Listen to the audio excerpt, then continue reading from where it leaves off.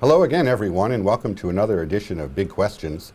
I'm Tony LoPresti of the Religious and Theological Studies Department here at Salve, Regina University, a department where we're asking the big questions all the time. With me today is Dr. Luigi Bradizza of the Political Science Department, a place where they answer big questions on a daily basis. But today, of course, we're taping on March 2nd, 2016, in the height of the presidential political campaign season, the day after Super Tuesday, and we want to talk some presidential politics today and see where we stand at this point in time. And Lou, I'd have to say that if we were looking at this race a year ago, we'd probably say that Hillary Clinton right now is about where people would have expected her to be. Yeah, there was a minor hiccup with Bernie Sanders, but it looks like she's on the path to getting the nomination. She's at about the halfway point in delegates. Massive win yesterday, and every expectation that she's going to crush Bernie Sanders in the remaining. He may pick up a state or two here and there, but she'll crush him and she'll get the nomination. I should say that there's an outstanding issue that may come back to haunt her, and that's the possibility of being subpoenaed or indicted over her over the server issue while she was Secretary of State. That scandal. If that doesn't happen, then she's definitely going to be the nominee. If that does happen, either one, subpoenaed or indicted, she's going to have to drop out. And at that case, if I'm permitted a prediction, the party will not want Bernie Sanders, who, frankly, it doesn't matter what you think of Bernie Sanders, he'll be crushed in the election by any Republican, including Donald Trump. They'll probably go, and this is a guess, and you heard it here first, Michael Bloomberg. He'll storm in from New York to rescue them. So that's on the Democratic side, but there's every prospect that she'll be the nominee and roll into November as the nominee. Now, of course, on the Republican side of things, that's where, looking at it from a year ago's perspective, we're in a somewhat surprising position. I don't think there were too many people who would have predicted that Donald Trump would be the front runner at this point in time. So where is he drawing his support?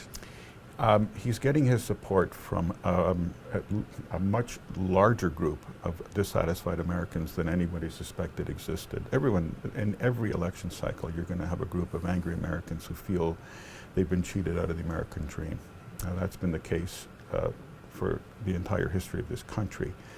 What we have now is a new phenomenon, an enormous number of Americans who feel the American dream has been denied them.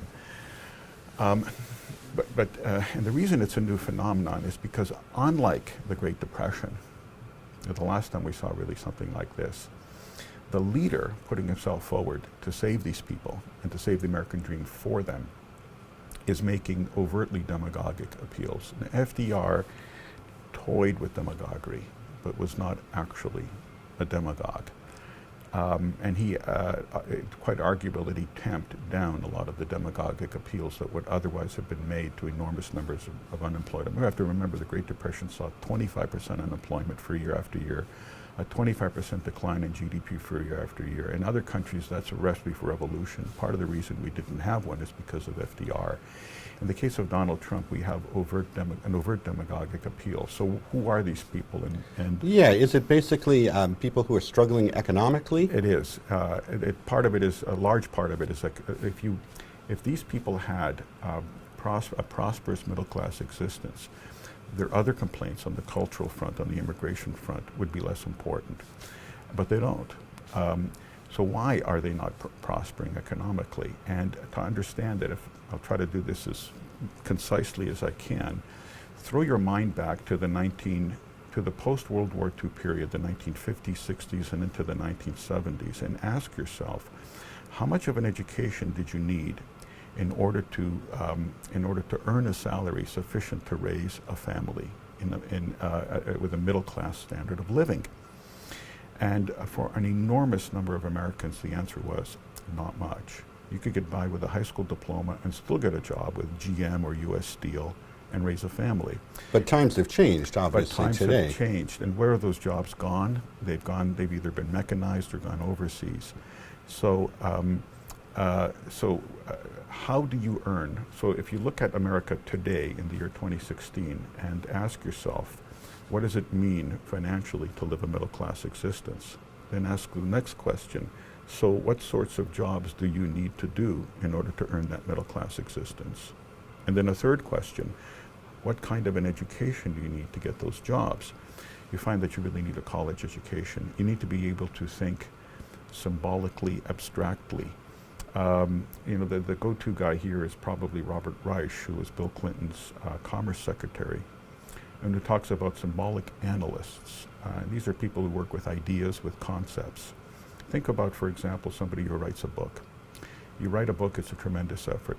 You then sell 1 million copies. Producing each additional copy of a book takes very little money.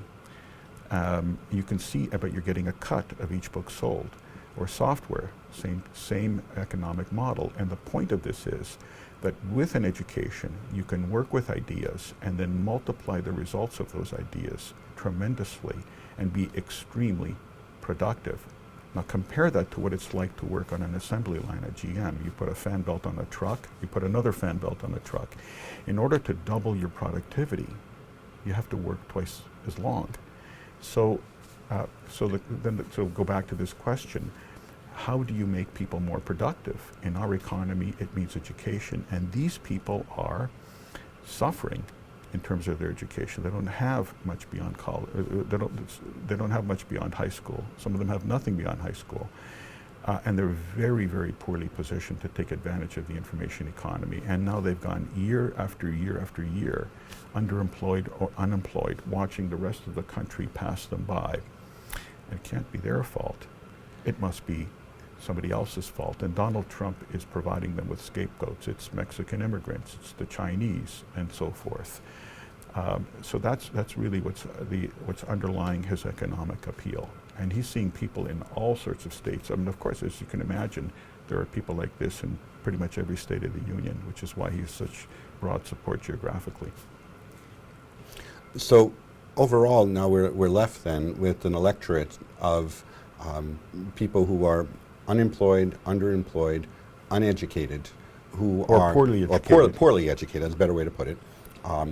Who see in Donald Trump someone who can give expression to their frustrations, perhaps to their insecurities, who gives them hope, when in reality maybe the hope isn't as strong as he is presenting it to them, because he's offering an alternative vision that may not necessarily be based in reality from what I hear you're saying. Right. You could as a thought experiment, as only a thought experiment, you could stop all Hispanic immigration into this country, and it would make a difference economically at the bottom end of society, in the socioeconomic scale, but it wouldn't make a huge difference. And so this notion that you're going to save the lower end of the socioeconomic spectrum in this country by halting illegal immigration is a fantasy. Another thought experiment, imagine we actually do slap a 40% tax on 30 or 40% tax on Chinese imports. What'll that do? It'll make everything at Walmart more expensive. But who shops at Walmart? The middle and lower classes. Nice. So they're going to end up with hugely higher bills for all sorts of things they need in their life. So he's peddling snake oil on the case of immigration and protectionism. He's peddling snake oil. That's something Hillary Clinton, by the way, isn't. She's smart enough not to do stuff like this. So bottom line, do you think he can win? Yes, he can win. By the way, can I talk a little about where this is coming from? How is Donald Trump even possible politically in this country? And if I could just make a brief, otherwise we're going to have you back. Yeah. So we've had a change over the last century in the character of the presidency. If you throw your mind back to the 18th and 19th century, the presidency was a different kind of office back then. It was a constitutional office. The president wasn't expected to make public appeals for support this way. He wasn't expected to give speech after thundering speech. What happened? The person to blame is Woodrow Wilson. Woodrow Wilson decided that the presidency needed to be a single person who could gather the support of the people, purify it, focus it, rationalize it, and then echo it back in the form of rhetorical appeals that would lead the people into the bright future ahead of them. The presidency from Wilson on became a rhetorical presidency. Wilson understood that there was a danger of demagoguery. in such a presidency. But he didn't think that it would come to America because he thought the character of the American people would protect us from demagogues. He gave a very, very poor defense of the idea that demagoguery is impossible in this country under this model of the presidency. And I would note both political parties picked up on this model of the presidency. Wilson was a Democrat, but the Republicans and the Democrats both picked up on this. Liberals and conservatives both practice this kind of presidency. So it's a universally accepted model. And I go back to this point, it exposes us to demagoguery. All that's necessary is a widespread economic crisis, and you've prepared the way. So we need a quieter president. We need a president who behaves more like, dare I say it, justices on the Supreme Court, much, much quieter. And I guess on the other side, we need a population, a citizenry that is well educated and is of good character formation. You need to have good character. You need to be in control of, if you have no emotions, there's something wrong with you. If your emotions are in control of you, there's something wrong with you. We've known this ever since the ancient Greeks. You want a population of good character. You want a population who takes my courses here at Salve. Well, I was going to close by saying that's all the more reason to have greater enrollment at Salve, Regina, because the type of curriculum we offer and the sort of Catholic intellectual tradition we try to put front and center would suggest that maybe the kind of qualities you would look for in a leader would be the authentic qualities that the country really needs. What you want is you want a politics that focuses on a rational discussion centered on a discernment of the common good. That's what you want, ideally, and that's what republics are supposed to do.